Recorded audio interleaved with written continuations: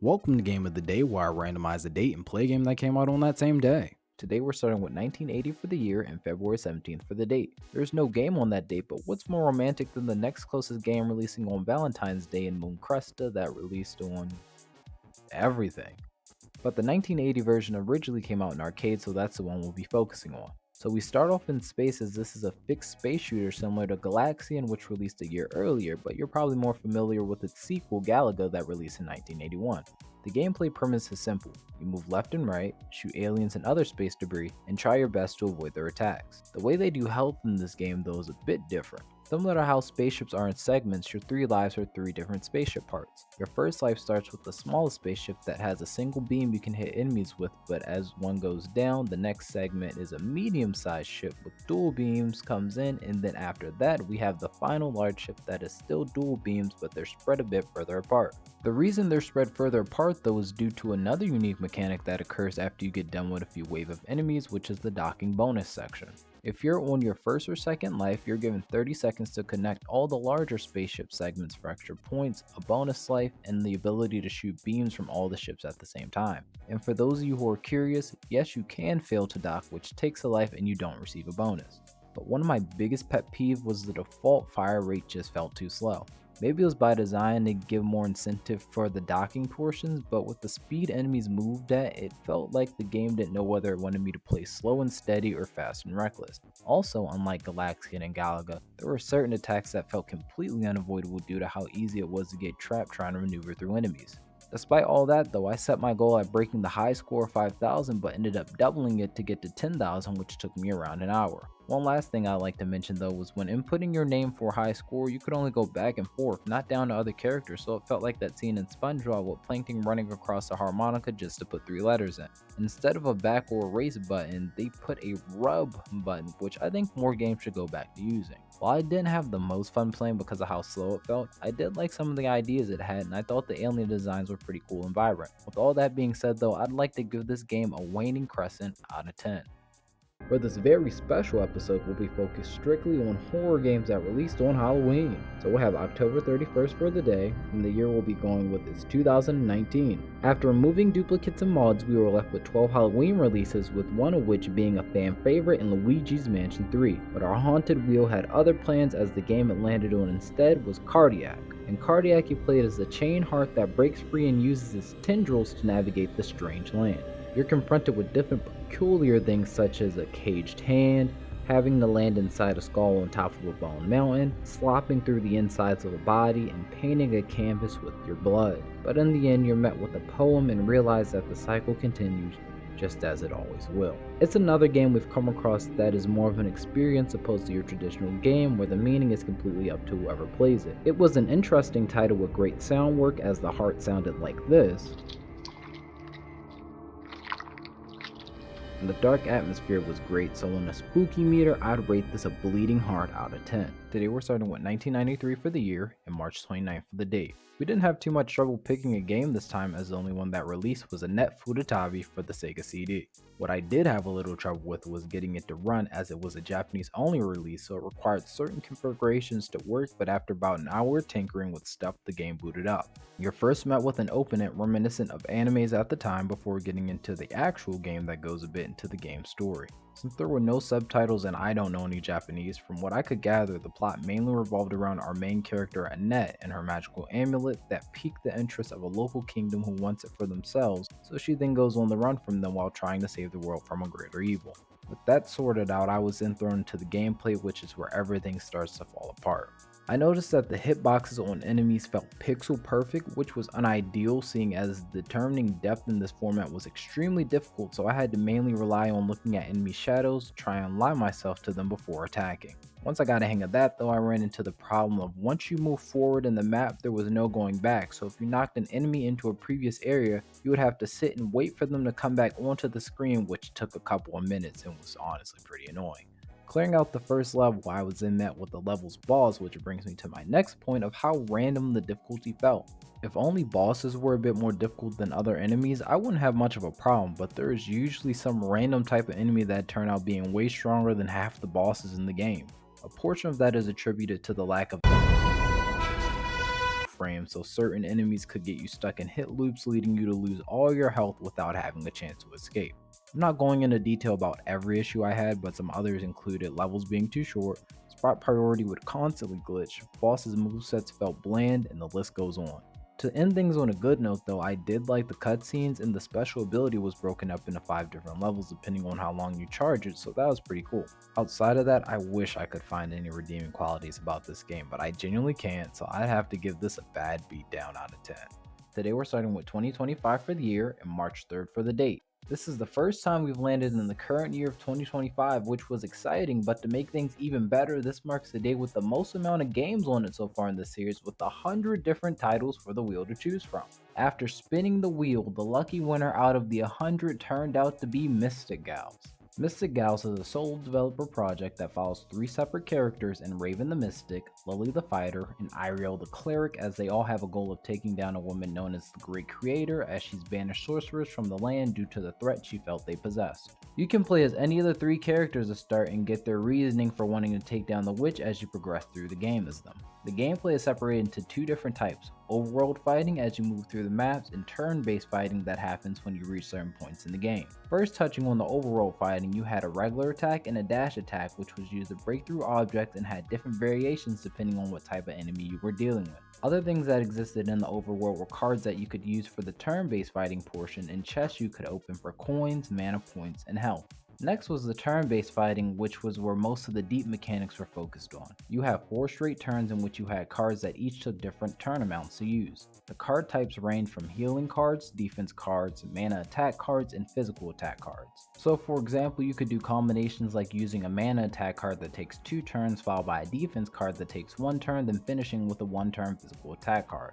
There are other things that could take up turn amounts too, such as healing, restoring mana, and an entire other sub-mechanic of commanding your followers to do something. Followers in this game are similar to other creature collecting games, as you could command them to attack or defend, but unfortunately I don't think you could level them up. And also similar to other games, if you weaken your enemy to a low enough amount of health, you could try and capture them to make them one of your followers. On paper, this game had a bunch of fun ideas, but the execution unfortunately just fell short. I constantly got soft lock, which caused me to have to keep resetting since the game only had 1 save slot, the turn-based fighting didn't pop up all that often, the deck building had some issues, and there were some other gameplay things that felt a little unpolished as well. I would have loved to play the game some more, as I felt like it really had some good ideas and love was clearly put into it, but the amount of bugs I experienced just wouldn't allow me to finish it. So taking everything I've said into account, I'd have to give this game a spell of misfire out of 10. Today we're starting with 1985 for the year and October 24th for the date. While there is no game on that date, it landed right between 3 other games, with Gun.Smoke releasing on the 22nd, while Xanadu and World Soccer released on the 26th. The wheel must have been in a western mood though, because in the end Gun.Smoke came out on top. Now in this series, I've been pretty good at playing the proper version of games, especially older ones that came out on like 50 different consoles, but today that streak ended as I recorded the NES version of Gun.Smoke for 7 hours before realizing that I actually wanted to play the 1985 one that came out in arcades. After an hour of crying though, I booted up the arcade version and it greeted me with an old-fashioned lineup of wanted posters, followed by my first bounty mission and taking down Master Winchester. The gameplay immediately throws you into the deep end, as it's essentially a top-down bullet hell where you fire fast but enemies come even faster. You have full control of your movement up, down, left, and right, along with being able to fire to your left, right, and center, which felt great, but there are some situations where it still wasn't enough. Usually in games you would have enemies come from the top of your screen, but in this one they went a step further, spawning them to your sides and below you, which definitely upped the difficulty a bit. As I was used to the slower pace from the NES version, I struggled early playing the arcade one, but once I remembered that being aggressive was key, things got easier from there. While going after enemies was a priority, there were also barrels you could go for that had a ton of different power-ups, like a horse that acted as a shield, boots to make you run faster, rifles to extend your range, and some other stuff as well. The enemies had a bunch of variety too, like being single fire, rapid fire, jumping, dynamite throwing, and even a bull, but that doesn't even begin to cover the bosses that appear at the end of each level. I only went up against 3 of them, as that's as much as my blood pressure could take, but the major difference between bosses and regular enemies was the frames that they had. There were no solo boss fights either, so the screen just turned into you doing everything you could to attack and dodge a ton of enemies, all while trying to focus on the boss. The game itself wasn't bad, but it makes it abundantly clear that back in the day it was meant to be a coin guzzler, so the difficulty was cranked up to force you to spend a bunch of money trying to play through it. I will give it credit for at least giving you checkpoints on each level, but that only meant but so much with the 3 lives you were given. Although I did prefer the NES version more, this one was serviceable too for the most part. Outside of it kinda felt like it wanted you to play a certain way with no room for improv, as enemy patterns didn't have that much variety, and enemies behind you being unreachable was pretty annoying. So after a good old fashioned western showdown, I'd have to give this game a breeze burning, panhandling bag of nails out of 10. Today we're starting with 2010 for the year and March 16th for the date. To start, half the games on the day weren't eligible due to either being remakes or no longer available mobile releases, but cutting those out, the game that came out on top was Elsword. Elsword is a Korean online RPG where you can play as 15 different characters that all have unique different weapons, abilities, stories, and progression. After going through all the characters though, I decided to just pick the one the game was named after to start my playthrough. The game starts off with some backstory setting up the world, but to oversimplify the story, a crucial weapon energy source known as Elshards was stolen, but it's up to our main character Elsword and his party of Raina the Elf and Aisha the Magician to go get it back. We're put through a quick tutorial that teaches you the basic attack controls, how to use skills that use mana points, and a special ability that's different for each character. Gameplay wise, I feel the game is the epitome of easy to pick up but hard to master because of the sheer amount of customization and flexibility you have on your builds. At some point, just looking through the player customization, my brain genuinely froze at the amount of different stats this game had to offer on every weapon and other equipable item you could think of. On top of that, there were different ways to string together combos with regular attacks, but if you were really advanced, you could string together some skill combos as well, which could turn into doing insane amounts of damage. The way you unlocked more skills though was through leveling up, and at level 15 you were able to do your first class advancement. Class advancement basically acted as a tree system where you could pick how you wanted the character to progress, and different classes had different active and passive skills. Outside of that though, the gameplay was relatively simple. You get missions, go into dungeons for a region, complete them to advance or to get certain items, and continue forward. Dungeons were usually about 5 to 7 segments long, and at the end of each dungeon there was a boss you had to fight. The goal was always to clear dungeons as efficiently as possible, as you were graded on your performance, but grades were pretty lenient as I always got an SS grade even in ones I felt I did pretty bad at. Touching on the multiplayer portion of the game, you could chat with others, queue up for dungeons together, join a guild, do PvP battles, and even get married to other players. I will say this game had so much content you could never really run out of things to do, but on the other hand it definitely could also be seen as overwhelming. Some other stuff included was a currency that was mainly available with actual money that had useful items locked behind it. Some items had temporary buffs while others would expire after 24 hours, not even mentioning the insane amount of events running simultaneously, all in an effort to try and give you fear of missing out. While I did leave some stuff out of this review as there's just simply too much content to cover in the time we have, the game itself was a ton of fun once you got a hang of it. The online elements were nicely incorporated, and I could tell a lot of work went into this story as there is unfathomable amounts of dialogue, small comic panels, and even animated cutscenes for certain portions of the game to tie it all together. So from a free-to-play player's point of view with 10 hours put into it, I'd have to say this game is something else out of 10. Today we're starting with 1976 for the year and April 27th for the date. After searching far and wide, not only was there no game on that date, there wasn't a single game in that month in general, which lands us in the Game Void. The Game Void is an honorable list that consists of month and year combos without a game in it, so congratulations to April 1976 for being our third entry in the Void. After re-rolling our wheels though, we got 2010 for the year and June 19th for the date, which was then met with this intense moment for deciding the game. Alright, there's one answer left. Name a game that came out on June 19th, 2010. I'ma have to go with Uze Feud, Steve. Ooze, huh? Okay, alright. Uze Feud. That's the game. How did you know that? Man, you good. Uze Feud came out exclusively on the Uze box, which was a passion project console created by Alex Bork. The console itself focuses on taking a minimalist approach hardware-wise for gaming capability. It even has an emulator for it as well as instructions on how to make your own Ooze box off of its website, but the whole project is super cool, and if you're interested, I definitely recommend you checking it out. But back to the game, Uze Feud is pretty much just Family Feud for the Ooze box. You can play with up to 8 families with 2 controllers as families go back and forth trying to guess the top answers for different questions.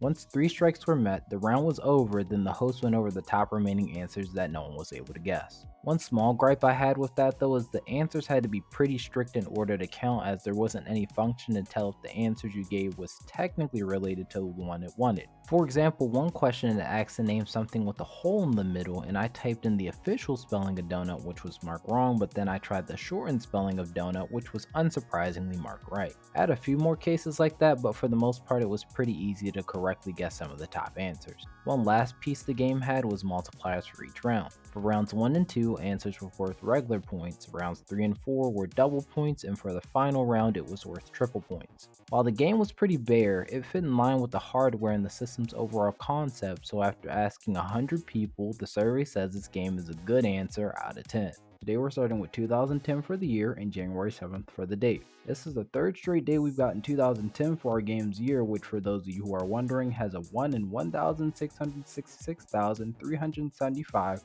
or about a 0.000006% chance of happening. With that math out the way though, there were 6 games that came out on today's date, but the one that won the war was Army of Two: The 40th Day. The 40th Day is the second game in the Army of Two trilogy that follows Elliot Salem and Tyson Rios as private contractors who find themselves in Shanghai for a job but end up getting more than they bargained for as the entire city falls under mercenary attack. The gameplay has most of the stuff you would expect in this genre, such as taking cover, corner peeking, using riot shields, rolls and slides, as well as a variety of weapon options and attachments, but the mechanic that makes the series a standout is its aggro meter. The way it worked is that it'd keep track of who enemies were firing at so that you and your partner could strategize the best way to flank enemies depending on their primary focus. It was also extremely helpful for communication together, which was another major focus in this game. While I played solo with the computer because I had no one else to play with, this game offered local split-screen co-op as well as online private and public co-op, but at any point you could use your D-pad to call out commands to your teammates, such as telling them to regroup, push forward, or hold their position.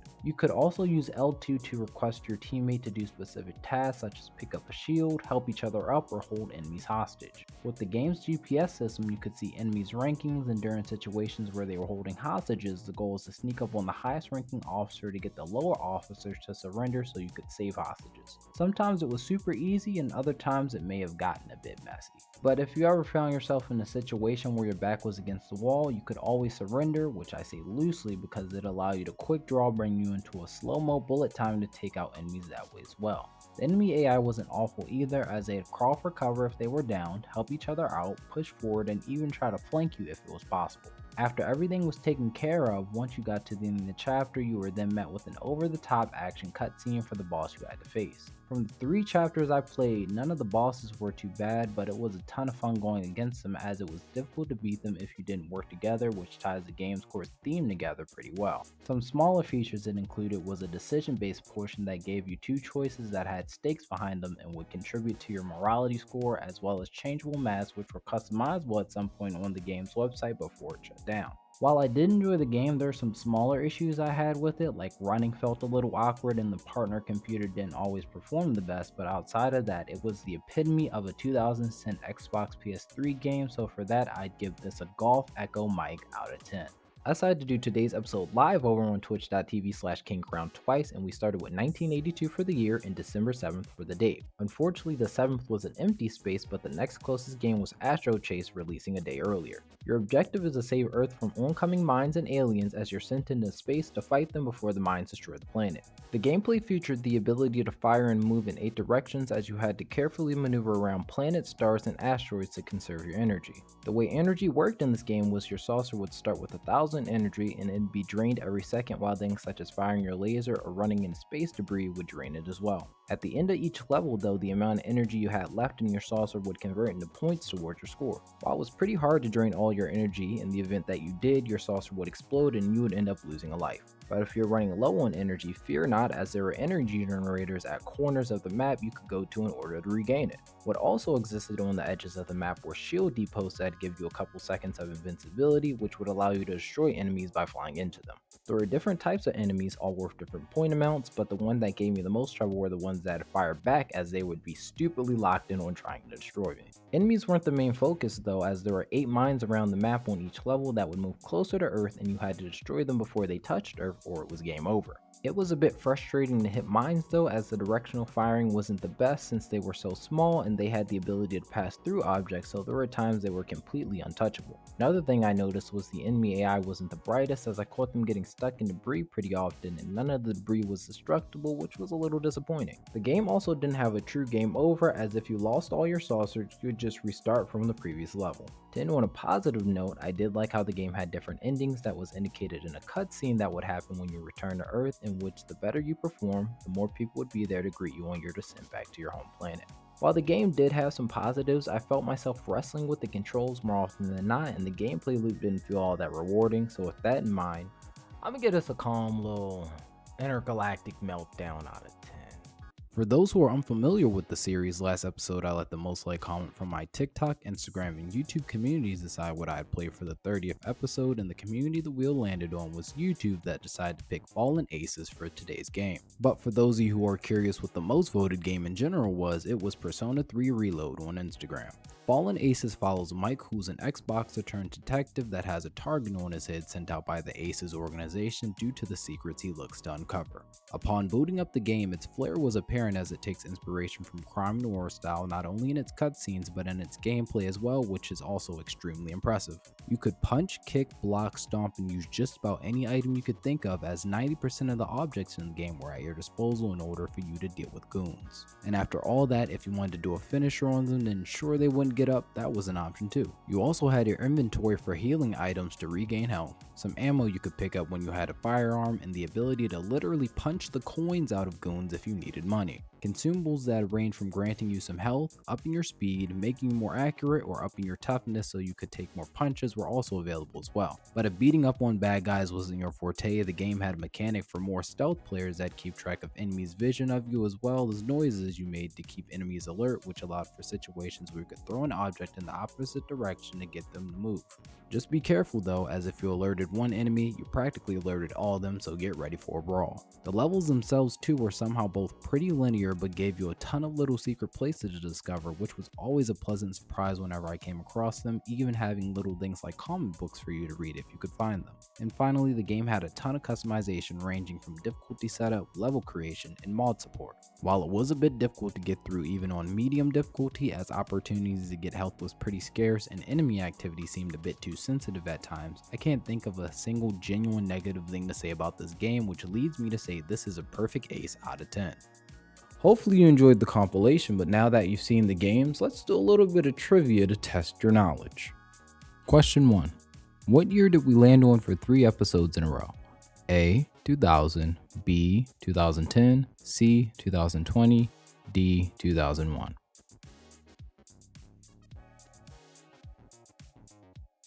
The answer is B. 2010. Question 2. What was the third year and month combo to land in the game void?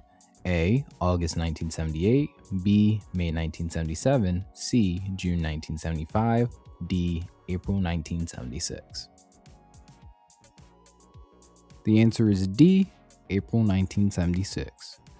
Question 3. Which platform did I play Anett Futatabi on? A. Sega CD, B. Neo Geo CD, C. CDI, D. Neo Geo. The answer is A. Sega CD. Question 4. How much money did the Astro Chase developer win in Atari's game contest to cause him to quit his retail job? A. $25,000, B. $20,000, C. $15,000, D. $10,000. The answer is A. $25,000. Question 5. What game did I play on Halloween? A. Luigi's Mansion 3, B. Blood Chains, C. Penitent Dead, D. Cardiac. The answer is D. Cardiac. Question 6. What was Instagram's pick for episode 30's community choice? A. The Binding of Isaac, B. Fallen Aces, C. Persona 3 Reload, D. Hollow Knight. The answer is C. Persona 3 Reload. Question 7. What was the name of Armia 2 The 40th Day's special mechanic? A. Bullet Fury, B. Agrometer, C. Calm Link, D. Duocomms. The answer is B. Agrometer. Question 8. Where was Elsword developed? A. Japan, B. China, C. Korea, D. United States. The answer is C. Korea. Question 9. How many games did we get when we spun March 3rd, 2025? A. 100, B. 64, C. 67, D. 41. The answer is A. 100. And for the final non-multiple choice question worth 3 points, who created the Ooze box?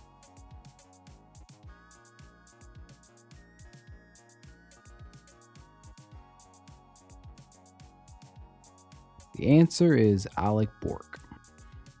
Well, that's all the time we have, but make sure to subscribe and leave a comment about what you think of the games, and I'll see you guys in the next one.